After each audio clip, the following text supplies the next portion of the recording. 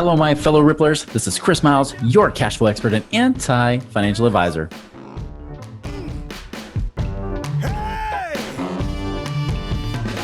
Guys, welcome to a show that's for you and about you. Those of you that work so hard for your money, and you're ready for your money to start working harder for you now. You want that freedom, cash flow, and prosperity today, not 30 or 40 years from now, but right now. So you live that life that you love, doing what you love with those that you love. But guys, so much more importantly, it's about creating a ripple effect through the lives of others. Because as you prosper financially, you can create a greater impact and blessing to the world. Guys, that is why I'm here. That's why the show exists, because of you. Again, thank you for binging and sharing and just doing everything that you guys do to be producers, to be abundant, actual real producers and contributors to this world. So thank you for adding value to everybody's life, including mine. And again, thank you for allowing me to create that ripple effect for you. As a reminder, you can always check out our website, moneyripples.com. You can reach out to us there, find more information, and be sure to subscribe to our YouTube channel, the Money Ripples with Chris Miles page. Go subscribe there right now so you can get all the new hottest podcasts, which if you're listening to this, you might already be on it now. But either way, I want to have you guys on the YouTube channel. Definitely check that out. So today, guys, I've been thinking a lot of different topics that I could be sharing, and I want to share this one now because I feel it's more pertinent than ever. To give you an example, I mean, just in the last few years, we've seen, heck, in the last year, we've seen some crazy stuff happening, right? I mean, for anybody who's like a millennial right now, you've never known loss, right? And when I say that, I don't mean personal loss. I mean financial loss, in the sense that if you've been in the markets, if you've been in the stock market, you probably haven't seen a loss because you've probably been in since around the market lows, if you were lucky, or you've been in since the market's gone up because it's gone up for 12 years. If you've been in real estate's also gone up for about the last 8 years or so, right? Maybe probably 9 to 10 years now. So real estate's gone up. If you look around, almost nothing has lost money. The only people who have lost money are people who have lost money, right? Those that are probably buying lottery tickets right now. But the markets have been amazingly generous, right? And it reminds me a little bit of like what I experienced back in 2005, 2006. And so I want to talk about this because I really want to warn you guys against being lazy with your money. And you got to really ask yourself that question is, are you getting lazy with your money? Are you just trusting that everything tends to go up and that's why you're putting your money there, including the stock market, including just trying to go for real estate? Maybe you're banking on appreciation with real estate, which is a dangerous game. So let me take you back, right? Let me take you back to when I was a financial advisor. I was that from like 2002, the beginning of 2002 through the beginning of 2006. So 4 years as a financial advisor, right? And during that period of time, of course, we saw things recover from Y2K. Things started to bounce back, and real estate was booming specifically. I remember my very first starter home that I bought. You know, the first starter home I bought was a 1971 Rambler, 900 square feet on the top floor, or really the main floor. There wasn't no top floor. And 900 square feet in the basement, right? It was a 3-bedroom, 1-bath house. And you know, and we were starting to, you know, our new married life together with my now ex-wife. And we were about to have kids, and we had 2 kids in that home, right? Our 2 oldest children were born in that home. And give you an idea about this home, I mean, this thing was, you know, yellow fiber, you know, what is it? Yellow siding, right? It did have a yellow fiberglass carport too. So we couldn't park our cars all the way in because there's this staircase that was sticking out that wouldn't allow us to park all the way in. So even the one, you know, we had 2 cars a lot of times, right? But even though we would park, even the one that was parking in first would still have its back end hanging out. So it wasn't as protected from the elements as we'd like. It had the calico colored carpet, the shag carpet, including the green shag. For those of you who've been around long enough, you know what that was like. I grew up with that kind of shag carpet. I had the fuzzy wallpaper. I mean, vintage wallpaper from 1971. We bought it as an estate sale, right? So that was our first starter home. Bought it for like $116,000, right? 1,800 square feet, 3-bedroom, 1-bath. Eventually added a 4th bedroom while I lived there. Well, when I started to learn this stuff, right, I started to learn about creative ways to do real estate investments, you know, and the big focus was, of course, on cash flow, which was good. I'm glad they taught that. But there were some strategies that really didn't quite add up. And so from my first real estate deal, besides buying a starter home, right, which is not really a real estate deal, that's more for my personal residence. But the very first one I did was actually turning my primary residence into a rental, right? So kind of like you guys maybe have been doing like the BRRRR strategy, right? You buy it, you renovate it, you might have refinanced it, and then you might rent it out. Some of you guys just might flip it. Well, I decided in 2006, this was about the summer of 2006, I was going to flip this property. So I did, because I bought it for 116, but eventually by 2006, so just 3 years later, it was now worth 165, right? That was the appraised value. So I'm thinking we're awesome, because hey, now we've got like over $50,000 of equity in the house. Actually, after the down payment, we had probably about 60,000 of equity. So we wanted to get that cash out. So the creative strategy we did, there's a company here locally in Utah that said, hey, you can sell us your home at full appraised value. And then, sell it to us. We'll buy it from you at full appraised value. We'll pay you the equity and everything, but then you'll turn around and lease it back from us. So basically we become the renters of our own house, right? It's kind of a cool way to get the equity out, right? So we can get all of the equity out and do whatever we want with it, invest it or whatever. Now, here's the thing that I did wrong, right? Is that the monthly payment on that was about, I think, $1,500 or so a month. Now, understand, when I had the house in the first place, it was like $750 a month. And that's because it had PMI. If you remember, private mortgage insurance, it had that on it, right? So, obviously we had that on there.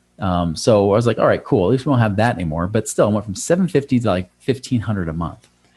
Well, we're going to rent it out. We're like, okay, we could probably rent this thing for about $1,100 or so a month. So that's what we did. Now think about it. $1,500 is the payment. $1,100 is the rent we can collect. So of course I'm going to manage my own property because I'm already at a loss of $400 a month. So mistake number one is I was at a loss. Now what I was thinking was, if I take that $60,000 and I go and invest it, then I can make a high enough return to offset that cost, right? Because what if I made 2% a month on that money, right? If I made 2% a month on $60,000, well, that's $1,200 a month. That's practically paying for my payment anyways. So who cares, right? Again, this is, if you guys haven't already figured this out, those of you that are about my age already know what's happening here. For some of you, you might think, ooh, I should try that. But here's what happened, of course, is that, we end up buying a new house. Of course, we bought a much more expensive house. We went from that $165,000 house to buying a, $600,000 plus house, right? So not a tremendous jump by today's standards, but it was a pretty big jump for what we were doing, going from, really, in fact, because interest rates were higher, our monthly payment was like $4,300 a month, right? So going from $750 to $1,500, trying to rent it out to offset it, and then, paying $4,300 a month for a mortgage payment. And of course, like, again, I was just thinking, you know what, it doesn't matter, because as long as there's equity, that's great. And so I thought, we're buying with equity, because if it appreciates, just cash out that equity. We can use that to invest and offset the negative cash flow or the payments that we can't afford, right? Huge mistake. Again, everything I was doing was banking on appreciation, right? The funny thing is what led up to that summer, because you guys have heard my story where I was able to be financially independent by the summer. Well, that's why I wasn't so worried, because I had more than enough cash flow coming in. Yeah, if I'm a few $100 a month off, I'm fine. I'm okay. But what if it doesn't keep going up? That was the question that I know was burning in the back of my mind, but I kept pushing it away. I was like, am I taking too many risks here? Push it away. So I was banking on appreciation. This is why now today you hear me talking about cash flow so much, passive income. I'm not even trying to bank on appreciation. By the way, appreciation has been absolutely just ridiculous, especially for those of us on the western half of the U.S. I bought this house 3 years ago. We just sold it this week, by the way, and sold it for 50% more than we bought it for 3 years ago. Just ridiculous. So that's awesome. It's great when you can get those kind of bonuses, as I call them, right? When you get a big appreciation and things like that, that's great. But understand, you did nothing to get that appreciation, right? That's not you. That was a market, which also means the opposite is true, is that if something goes wrong, you have no control either, do you? And so really, you have no control over your financial destiny. You have no control over your financial freedom because you're banking on market swings. You cannot do that. And what I'm seeing today happening is that I'm seeing a lot of people just saying, you know what, put more money in the stock market. It just keeps going up. And you know what? Hey, I'm going to buy that property. Yeah, it doesn't really cash flow, especially those of you guys on the western half of the United States. If you're on the West Coast especially, it drives me nuts when I hear you guys say, well, also cash flow $100, $200. Well, what happens if the rental market changes, right? What happens if, something goes on, you get a vacancy, you're still paying for that payment and you barely made any profit in the first place to make up for that. So when you factor all those things together, you're kind of gambling a lot. Now, I'm telling you, just because that can happen, especially in specific areas around the country, especially the western half of the United States, doesn't mean if you look on the eastern half, you're going to see the same situation, right? And by the way, of course, I love appreciation, but you cannot bank on that. You cannot bank on market swings. When you try to rely on market swings, things are out of your control, you can never experience true freedom. It's impossible. There will always be that worry of what if. The best thing you can do is try to control and minimize your risk. Do not ever believe that high risk creates high returns. A bigger chance of losing does not create a bigger chance of winning. Let me repeat that. A bigger chance of losing does not create a bigger chance of winning. Higher risk. Risk is defined as chance of loss. What is your odds at losing, right? Higher risk means there's a higher chance of losing. Higher chance of losing does not mean a higher chance of winning, right? If you have a 90% chance of losing, that means you have a 10% chance of winning. I'd rather flip it. How can I get my risk down as low as possible where maybe I only have a few percent chance of losing, maybe less. Maybe I can make it as bulletproof as possible other than just some cataclysmic event that no one's safe from, right? And that can always happen. But what I've learned is that boring is sexy. Cash flow is sexy. That's the lesson I got. It wasn't that I should never do real estate again, even though I got burned pretty bad. By the way, what ended up happening, I had to evict those renters myself. And after I did, they trashed the house. We had to have it cleaned up. And luckily, at least not from the expense standpoint, but at least from the standpoint of getting out of the property, I was able to sell it for what I owed. I was lucky there, just because I sold it early enough in 2006 and then sold it right about 2008. So I was able to balance it out, but man, it could have been much worse. I could have been in the hole. I could have been upside down that property, and it was ugly, right? So what I am seeing is a lot of you guys are starting to take too many chances. You're getting sloppy. You're not doing the due diligence you should be doing, especially you're looking at syndications and deals like that. Guys, I saw so many people. I didn't get sucked into a lot of like investments where I put money in and then people didn't pay me back. But I can tell you, I knew hundreds of people, most of them from this state alone, in the state of Utah, that lost money because they went and invested with people because they just trusted somebody, and then that person trusted somebody, and so on. And then the whole deck of cards came crashing down. It was a huge domino effect, and millions and millions of dollars were lost, right? All because, again, people were overconfident. If there was anything I learned was not to be so egotistical or prideful to believe that I had the Midas touch, that everything I touched turned to gold. The truth is that I was stupid. I was trying to get there too quickly. I was trying to push it too fast, and I took unnecessary risks, and that created more headaches down the road. And by the way, when I was the guy that in 2007, 2008, 2009 was trying to tell people how to get out of the rat race, you can imagine I didn't feel so hot, right? When I was back in the rat race again. Like that's why in 2008, I stopped teaching people how to get out of the rat race, because I was back in it. How could I tell people to do something I wasn't practicing myself? That's the one thing that's a huge thing. I don't teach you guys something that I don't do, right?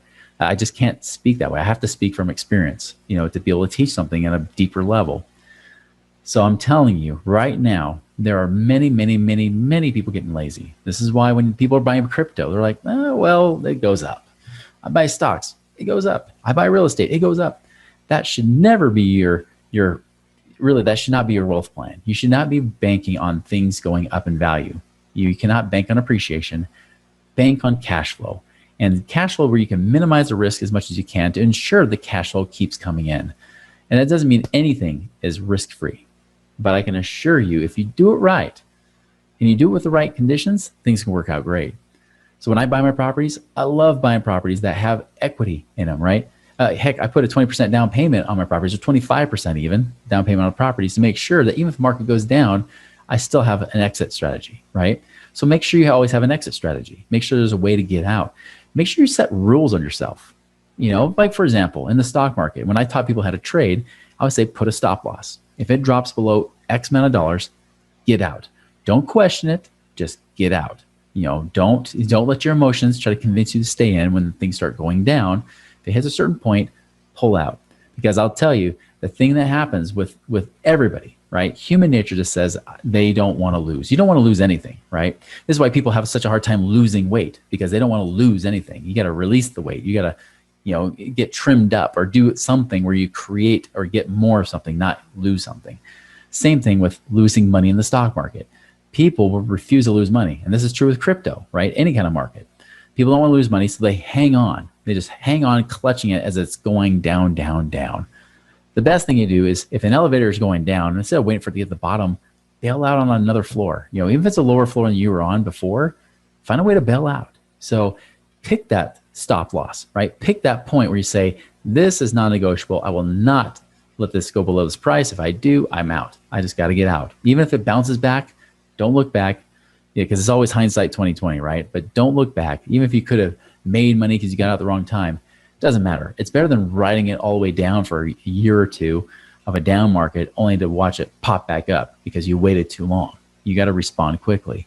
So again, if you decide to be in the market, that's up to you, right? The stock markets, you just decide to be in crypto, that's up to you. If you're going to do that kind of stuff, gamble with something that's not going to cost you your life and your freedom, right? Do a very small amount of money, small positions in those kind of things. Go for the things that are more steady and true, right? The real estate market, the nice thing about real estate is, one, it's not in a bubble yet. Now, places like California, if interest rates skyrocket, it could affect values in places like California or maybe even Washington State. But most likely you're going to see a softening of prices, not a decline in prices. You're going to see them stop increasing. But until we start building more properties and until there's more inventory, you're not going to see prices drop. So don't be banking on that either. Like, oh, I'm going to wait till the prices drop some more. You're probably going to be disappointed. You might just, if at best, see them go flat from here. And that could easily happen. But don't expect things to drop in value, okay? So really, it's a matter of not even worrying about market appreciation. Don't bank on that. Bank on what's going to pay you regular, stable, passive income. What's going to pay you that income? That is where the true freedom comes from. So guys, if you learn anything from my mistakes, don't jump into the markets. Don't go in because everything has to go up, right? Everything just goes up. Don't believe that for 1 second, because those of us who have been around long enough know things never go up forever. And the longer they go up, usually the harder they crash. The faster they go up, the faster the fall. You don't want to be in that kind of place. Don't bank on market values. Just so you know, by the way, since COVID, we went from, I think it was like, I just read this article yesterday, I think it was 5 point something million people becoming a millionaire from 2019 to 2020. But from 2020 to 2021, over 50 million people became millionaires. I just read that on a Yahoo Finance article. Now you can fact check it. Maybe it was 25 million, but either way, drastically a bigger number. And the whole reason, guaranteed, market values went up. It's not because you were smart. Although some of you might be very intelligent, you might have made some good decisions. Same with me. My net worth went up for the reasons of having cash flow and positive income, positive cash flow, right? That's the good reason to having your wealth go up. But when it's all this other stuff like market appreciation, things like that, guys, that's gravy. To me, that doesn't count. That's just a benefit. That's a perk. That's icing on the cake. Never count on that to do that. And just because you hit millionaire status because there's real estate and stock market appreciation, it doesn't mean you guys will stay as millionaires. You got to be in a wise place to do that. So anyways, I'm not going to beat that dead horse too much. All I'm going to say is be wise, right? Be wise with your money. Focus on cash flow, not market appreciation. Focus on the things you can control. Make sure you set rules for yourself to get out or to do certain things to ensure that you don't make an emotional decision that will cost you so much more money than what it could have made you. Guys, that's my advice for this week. Go and make it a wonderful and prosperous week. And remember, check out our YouTube channel, the Money Ripples with Chris Miles page. We'll see you later. Visit us online at moneyripples.com.